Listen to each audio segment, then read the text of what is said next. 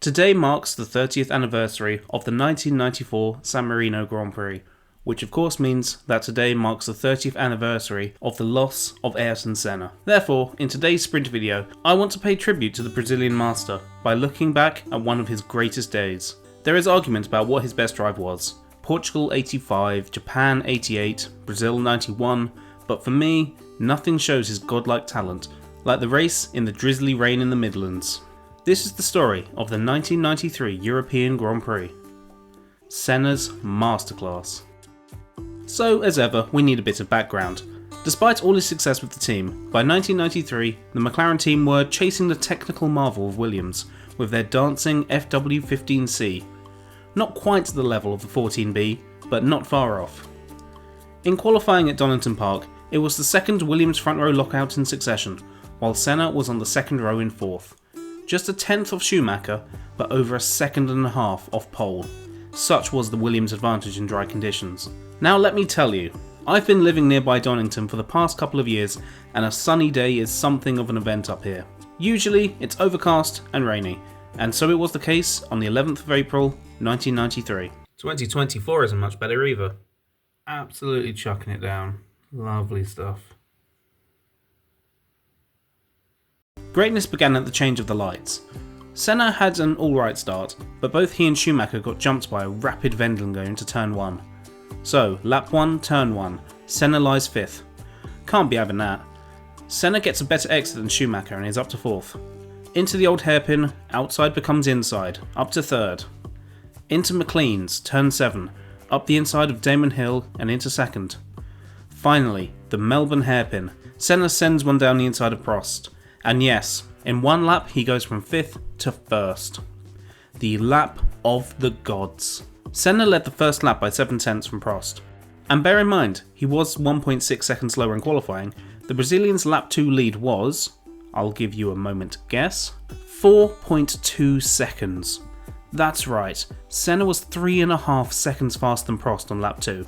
And that's how good Senna was. That's a 5.8 second performance swing between qualifying and the race on only a 4km circuit. Could it be he just got more heat into his tyres on that cold day? Maybe.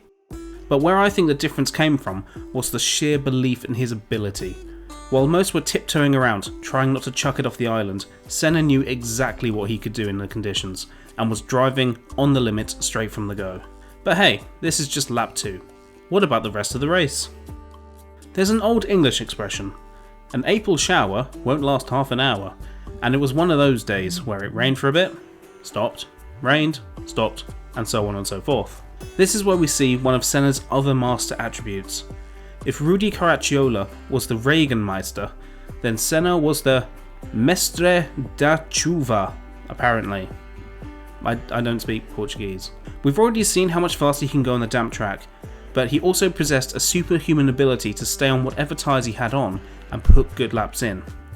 Wets on a drying track, and vice versa. Dries on a wetting track. What? On this day of the rain coming off and on, Senna only pitted to change tyres 4 times, whereas his biggest rival Prost came into the pits an incredible 7 times. In mixed conditions, the rule is be on the right tyre at the right time. But of course, the right tyre is going to vary from driver to driver. Martin Brundle on lap 7, and that's an intelligent move. A few moments later. And Martin Brundle is out. So you're at a huge advantage if you can get away with not making additional stops. By the time of the first stops for dries, Senna only had a 5-second lead over Prost. This was lap 17 and, to be fair, the pace of the Williams and McLaren was pretty close, but it was the extra stops that were proving to be the difference. By lap 48, Senna had a lead of 29.5 seconds over Prost, the former having made 3 stops by this point, and Prost 4, with the Frenchman needing to come in to make yet another service. The 5th stop was a disaster and cost Prost over a minute, meaning it was clear sailing for Senna to win the race. A fun anomaly, with the combination of pit stops and dodgy laps from his rivals, on lap 39, Senna was the fastest driver on track by, how many seconds do you think? Yes, I'm doing that again. Did you say, how about 7 seconds faster than anyone else?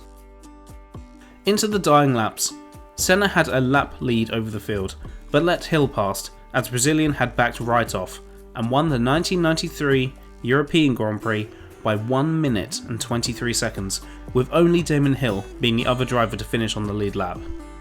Complete annihilation. With Sonic the Hedgehog looking on, Senna had to go fast, and he did. This was Senna's 38th Grand Prix victory, and I'd argue his finest. If you don't agree, then that's just grand. Just shows how good he was, that there could have been several contenders for his best drives. Of course, when talking about the loss of Senna, it would be wrong not to mention Roland Ratzenberger, who was killed the day before, and the many people who were injured in the different accidents, and the pit stop incident.